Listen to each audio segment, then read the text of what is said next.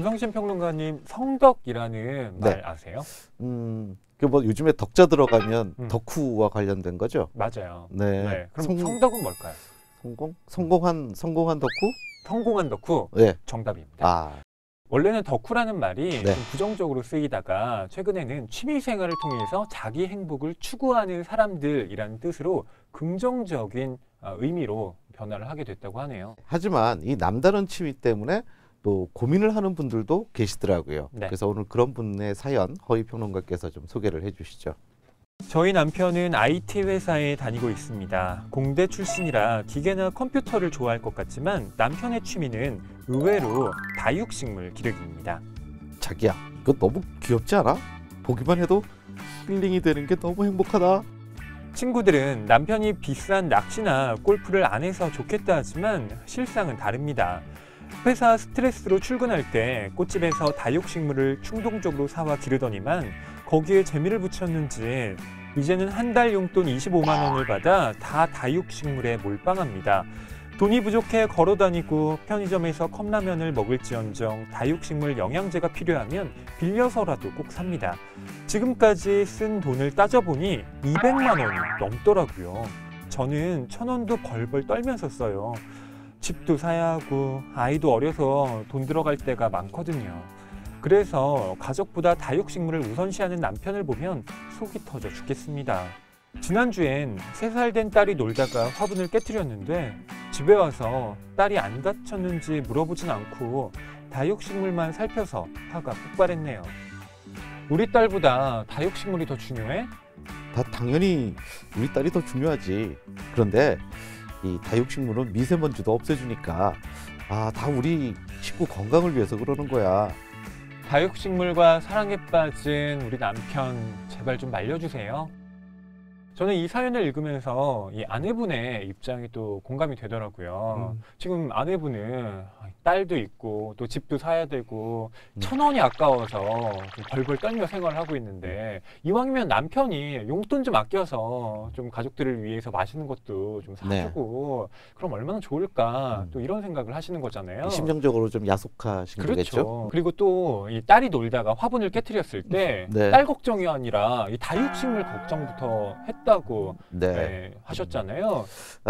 근데 보면 뭐 이 식물 좋아하시는 거잖아요. 뭐 특별히 나쁜 취미도 아니고 또 뭐 자신만의 미니 정원 이런 것들을 만들어가면서 뭐 어떤 생활의 삶의 행복감이라든지 이런 걸 느끼시는 것 같아서 저는 좀 아내분께서 좀 열린 마음으로 봐주시면 어떨까 그런 생각도 해봤습니다. 그럼 다육식물과 사랑에 빠진 남편 때문에 괴로운 아내분을 위한 해결책 알아보겠습니다. 김성신 평론가님이 준비한 책은 뭔가요? 네, 제가 오늘 준비한 책은 바로 이 책입니다. 수집의 즐거움이라는 제목의 책인데요.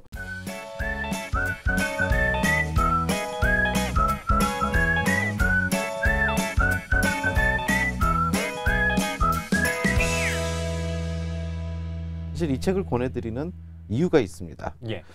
충분히 공감하지 못한다라면 그 남편이 하고 계시는 그 수집이라는 부분들에 대해서 계속 좋지 않은 감정과 생각을 가질 수밖에 없잖아요. 그래서 이 책을 읽다 보면 수집가들에 대한 그 이해 이런 부분들을 충분히 할 수 있게 되는데요. 이것을 바탕으로 뭔가 좀 더 깊이 있는 대화를 할 수 있도록 그런 도움을 충분히 받으실 수가 있습니다.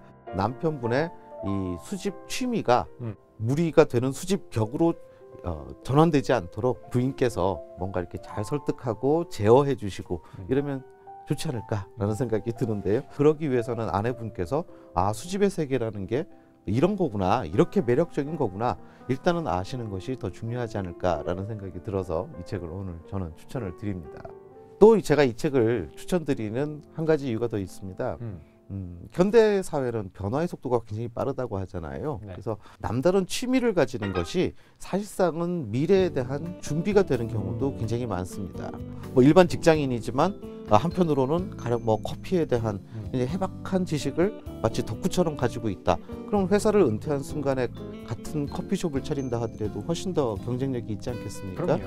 그래서 남다른 취미 또 남다른 수집벽 이런 부분들에 대해서 무조건 그것이 옳지 않다, 나쁘다 이렇게만 생각하시는 것보다는 뭔가 생산적인 일이 될 수 있도록 잘 균형을 유지하시는 것, 이것도 굉장히 중요한 현대사회의 덕목이 아닐까라는 생각이 들거든요. 네. 그래서 이 책을 저는 추천을 드립니다.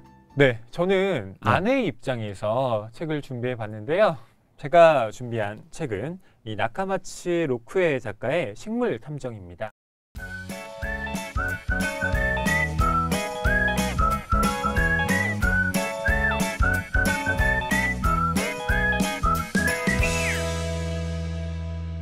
제 추천 이유는 이렇습니다. 식물에 푹 빠진 남편의 관심사를 활용해서 어떻게 그것이 긍정적으로 이 가족을 위한 방향으로 쓰일 수 있는지 그걸 생각하게 해주는 책이기 때문입니다. 이 소설이 그런 힌트도 준다고요? 네.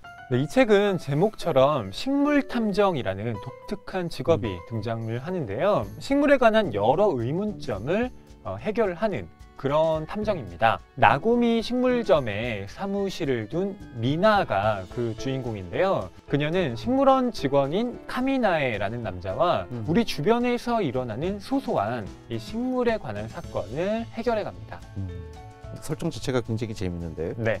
그런데 제가 한 가지는 확실히 말씀드릴 수 있는데요. 네. 이 책은 이런 미스터리를 해결해가는 재미를 주는 동시에 이 가족 간의 따뜻한 사랑을 또 환기시키는 그런 작품이기도 합니다. 이 책을 읽고 나면 이제 다육기보다는 그렇죠. 딸을 먼저 이렇게 걱정하게 되는 이런 그럼요. 아빠가 될 수 있군요. 네. 식물을 통해서 자연스럽게 관심을 다른 데로 옮기는 거죠. 그렇군요. 예컨대 거꾸로 피는 튤립이라는 장을 좀 소개해 드릴게요. 거꾸로 피는 튤립을 봤다라고 주장하는 아이의 말을 네가 잘못 봤다라고 무시하는 것이 아니라 아이의 말을 믿어주면서 엄마와 또 미나와 카미나이가 아이가 본 게 도대체 뭐였을까를 추적해가는 이야기거든요.